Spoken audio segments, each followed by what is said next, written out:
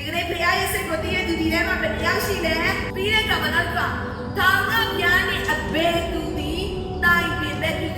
တီးရောက်ပဲမရဘူးဖရားကဒီချိန်ရောက်ရင်ငါ့ကိုဆုတောင်းခိုင်းစေချင်တာငါသိတယ်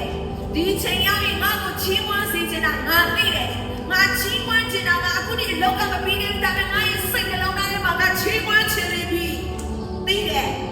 တော့ပင်မဲ့ဖရားသခင်ကိုတိုင်ပင်ပဲဘယ်အချိန်ဒီမှာပြီးပြီးတိုင်ပင်ပဲပြုတယ်ဒုက္ခရောက်တဲ့အချိန်လားခါနာတဲ့အချိန်လားခြေထောက်နာတဲ့အချိန်လားအကျိတ်တွေဖူးတွေထွက်လာတဲ့အချိန်မှလားနော်ကိုယ်မှာဒုက္ခခံစားရတာတဲ့အချိန်မှာဘုရားကိုတိုင်ပင်ပဲပြုတာလားဘုရားရဲ့မျက်မှောက်တော်တွေကိုသုံးဝင်တဲ့ခါမှာတဲ့ဘလို့တိုးဝင်ရမယ်ဆိုတဲ့အရာဒီနှုတ်ကပတ်တော်ကပေါ်ပြထားတာနော်ဘုရားသခင်ကိုဘလို့ကျေးဇူးတင်ရမလဲဘလို့ရှာရမယ်ဘုရားရှိခိုးလာပြီဆိုရင်နော်ဘုရားရဲ့စိတ်တော်ကိုသိတဲ့သူဖြစ်ရမယ်ပြီးမှဖြစ်လဲဘုရားကို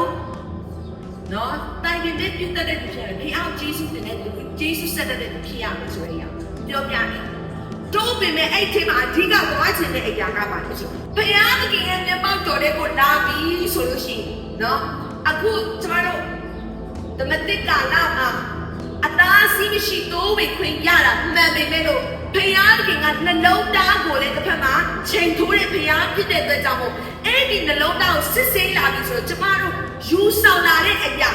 ဒါမှမဟုတ်ကိုတက်တင်ပြချင်တဲ့အရာကိုအဲ့ဒီအရာဖြူစင်ကြောင်းမှန်ကန်ကြောင်းဘာလို့ရလဲဆိုရင်တော့ရစ်တစ်ခုခုနဲ့ပေါ်ပြလာတဲ့အချိန်ကြီးရှိတယ်လို့တခါမှအဲ့ဒီရစ်နဲ့ပါလာတဲ့အရာကလည်းဆိုရင်အဖိုးကပေးခြင်းဆိုတဲ့အရာကလည်းအဲ့ဒီရစ်နဲ့အတူတူပါလာတတ်တယ်ဆိုတာကိုသိရှိဖို့ရတဲ့အရေးကြီးတဲ့ဒါဝိဒ်ကဘုရားရှင်သူ့ကိုအများကြီးချီးမြှောက်တဲ့အခါဘုရားကိုမမြင်တဲ့အချိန်ဒီတစ်ခုကိုသူရောက်ရှိလာတဲ့အနေအထားဒီဘုရားရဲ့ချီးမြှောက်ခြင်းကိုခံစားရလာတဲ့အခါမှာနော်တခုခုတို့မတိမပြတ်တိဖြစ်ကြပါစေဆိုပြီးတော့ဘုရားကဘုရားစိတ်ကိုပလိစေတို့တွေအမားလောက်ညံ့လောက်နေလေဘုရားစိတ်ကိုပါစေဆိုတဲ့ပုံစံမျိုးနဲ့မာနကဒါဝိဒ်ရဲ့အထက်ထဲမှာဒါဝိဒ်တိကလေးတစ်ချက်လက်နဲ့အချိန်မှာဒါဝိဒ်ရဲ့အထက်ထဲမှာနေရာယူပြီးတော့မှအလွတ်လွတ်သွားတဲ့အရာသူကဘာလဲဆိုရင်ဘုရားမနစ်တဲ့အရာဒါဝိဒ်ပြုလုပ်ပြီးရဲ့ဘာပြုလုပ်ပြီးလဲဆိုရင်လူရင်တွက်ခြင်းဆိုတဲ့အမှုအရာကိုပြုလုပ်ပြီးရဲ့သူကဘုရားခင်ပေးထားတဲ့အင်အားတွေရောယူဒအမျိုးတွေမှာဘယ်နှသိန်းနော်ခါရဲဒီအဲ့ဒီလားအမျိုးတွေမှာဆိုရင်ငိုချင်တတ်တယ်ဘယ်နှသိန်းဆိုတော့ရှိတာနော်ဒါကကိုကောင်းကြည့်ပေးတာ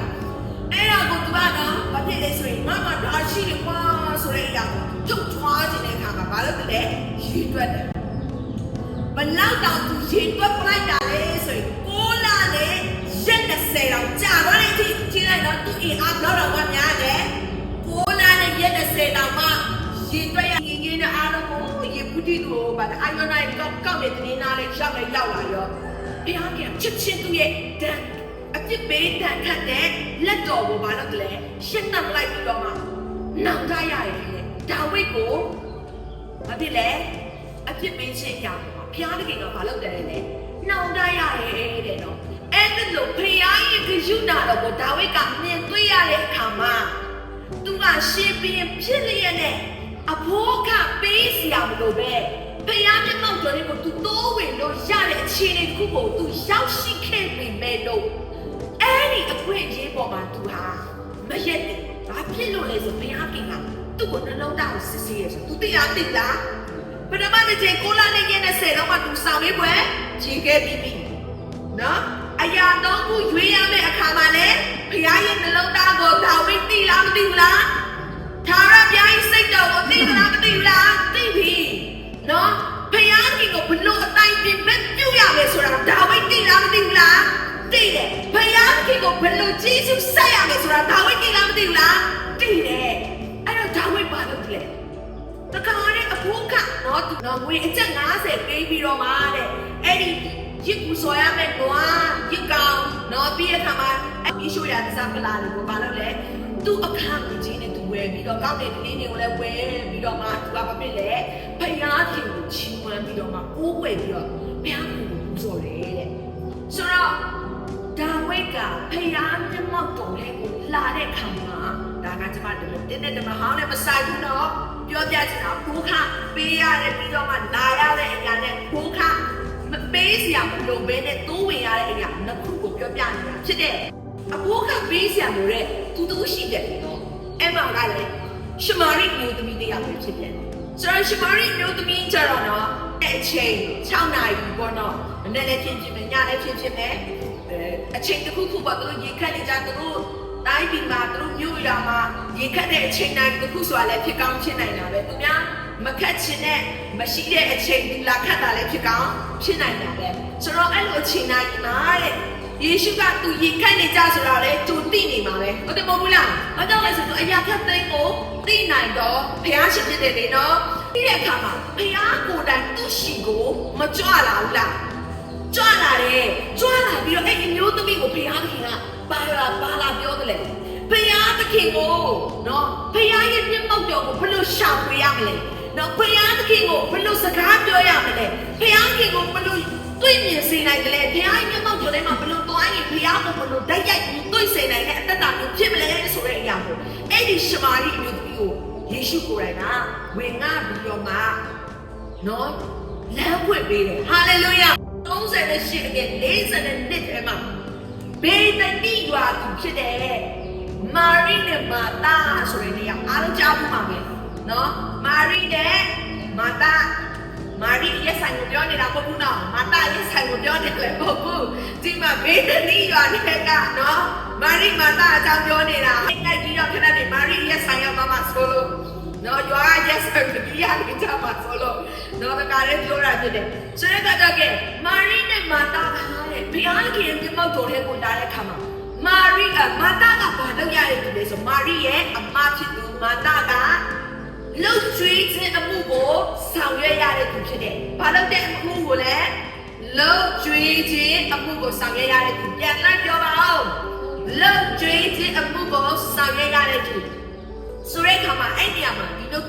တခုတတိပေးခြင်းတဲ့အရာမျိုးရှိတယ်။ဘာလဲဆိုရှင်အမြဲတမ်းလှုပ်ကြွေးခြင်းအမှုနော်လှုပ်ကြွေးခြင်းအမှုဆိုရင်ဘုရားအမှုတော်ကိုဆောင်ရွက်လာတဲ့အခါမှာဘုရားအမှုတော်ကိုထမ်းရွက်လာရတဲ့အခါမှာနော်မာတာလိုပဲလှုပ်ကြွေးခြင်းအမှုကိုဆောင်ရွက်ရတဲ့အမှုတော်ဆောင်ရှိတယ်။ဟုတ်တယ်ပြောမယ်နော်မာတာလိုပဲပြုစုတယ်နော်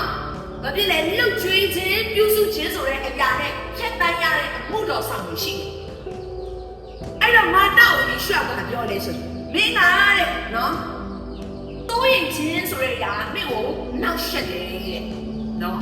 စိုးရင်ချင်းဆိုတဲ့အရာမင်းကိုနောက်ဆက်တယ်တဲ့နော်မာရိကကိုပဲ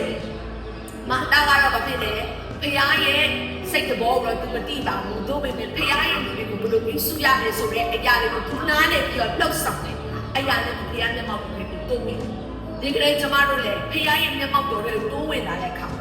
တိုးဝင်ပြီးမိုင်းလည်းကောင်းချီးတွဲတတ်တယ်။ဒါကြောင့်မို့လို့အခုခပေးပြီးတော့မှဘုရားရှိခိုးတော့အခုခပေးပြီးတိုးဝင်တာဖြစ်စေအဖိုးခမပေးဘဲနဲ့တိုးဝင်တဲ့ဒီတိုင်းလည်းပဲဘလို့လူပဲဖြစ်ဖြစ်ဘုရားရှိခိုးတော့မခွဲခြားဘူး။ဟာလေလုယာ။ဘုရားကခွဲခြားပြီးတော့မှရွေးချယ်ပြီးတော့ကောင်းချီးမပေးနေဘူး။နော်။အပြည့်နဲ့ဒန်းသူပဲပေးတယ်။တို့ပေမဲ့ညီးညူညီးလိုက်ပြီးညူစုညီးလိုက်ပြီးဆိုတော့ကောင်းချီးကဘယ်သွားတဲ့လဲဆိုတဲ့အရာမျိုးရှိတာဖြစ်တယ်ဆိုတဲ့အရာမျိုးဒီကနေ့နှုတ်ပတ်တော်အပြည့်ရောက်ချင်စေတယ်ခွာအားပေးတာဖြစ်ပါမယ်ရောက်ချင်တဲ့ဘာများနေတိုင်းကောင်းချီးပေးပါစေ